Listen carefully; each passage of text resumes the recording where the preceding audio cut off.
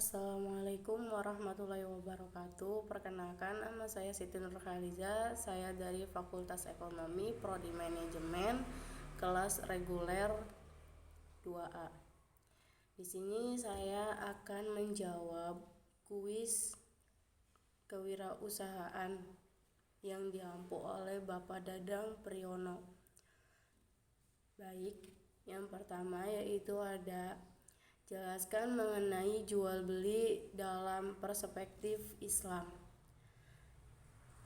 Jual beli adalah menukar barang dengan barang maupun sesuatu dengan sesuatu, atau bisa juga disebut dengan barter. Jual beli fakaha yang diikuti oleh Abu Rahman, yaitu menukarkan sesuatu dengan harga yang sama. Dalam surat Yusuf ayat 20 yang artinya yaitu jualah dengan harga jadi. Jadi jual beli adalah tukar menukar, tidak pakai harga. Lalu yang kedua, jelaskan hukum jual beli.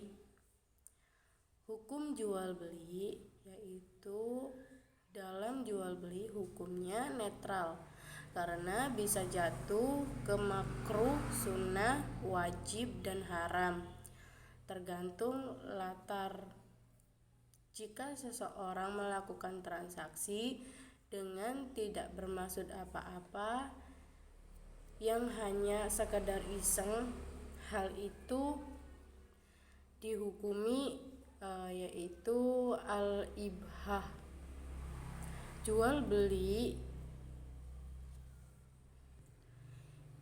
yaitu jika seorang yang bersumpah untuk menjual suatu barang dan tidak membuat cahaya terhadap dirinya, maka hukumnya menjual atau membelinya sunnah. Jual beli juga bisa jadi makruh.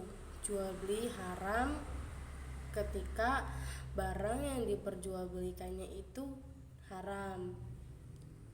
Lalu yang ketiga, ada rukun jual beli.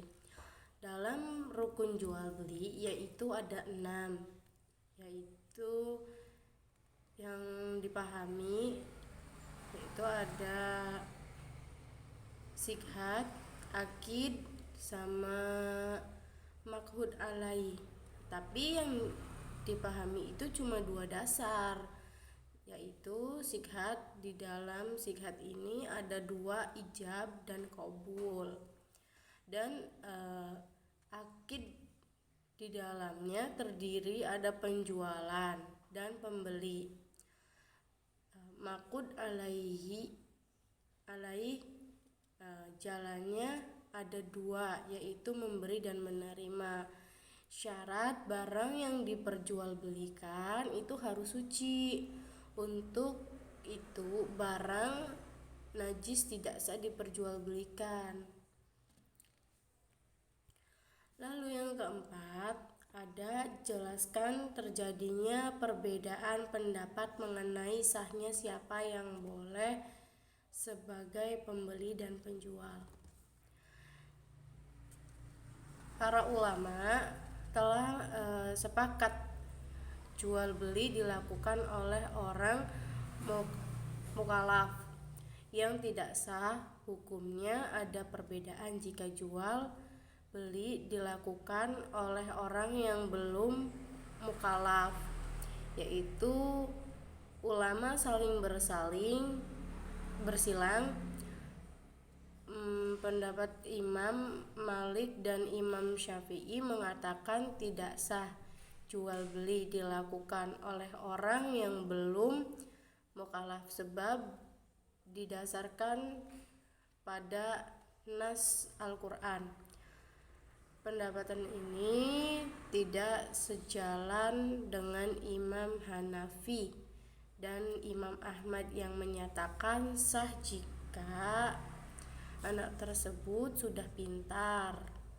Lahirnya perdebatan status anak penjual dan pembeli diakibatkan rukun yang harus dipenuhi dalam transaksi. Ketika seseorang bertransaksi harus memenuhi bahasa orang yang akid barang yang diakadkan. Lalu yang kelima, jelaskan barang apa saja yang diperbolehkan dalam diperjualbelikan.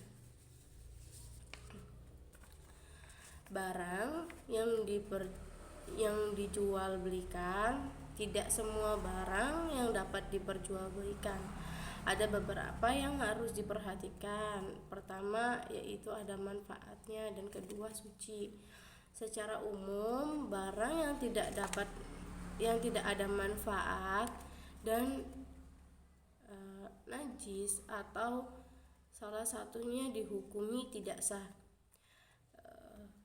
diperjualbelikan. Tentu barang yang mutajis boleh diperjualbelikan dengan catatan yang barang tersebut tuh harus disucikan dulu. Nah,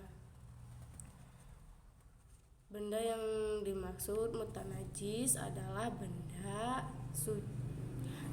suci kena najis, misalnya yaitu buah kopi dimakan sama luwak. Kopi yang dimakan luwak kemudian menjadi kotoran luwak, tidak hancur, tetap bentuknya biji kopi, boleh dijual belikan setelah disucikan. Karena bagaimana kalau kopinya ketika menjadi kotoran luwak hancur, itu termasuk najis, bukan mutanajis lagi. Alhasil tidak sah diperjualbelikan karena tidak disucikan. Lalu barang yang dijual belikan selain suci dan manfaat juga harus di hadapannya gitu, harus ada barangnya.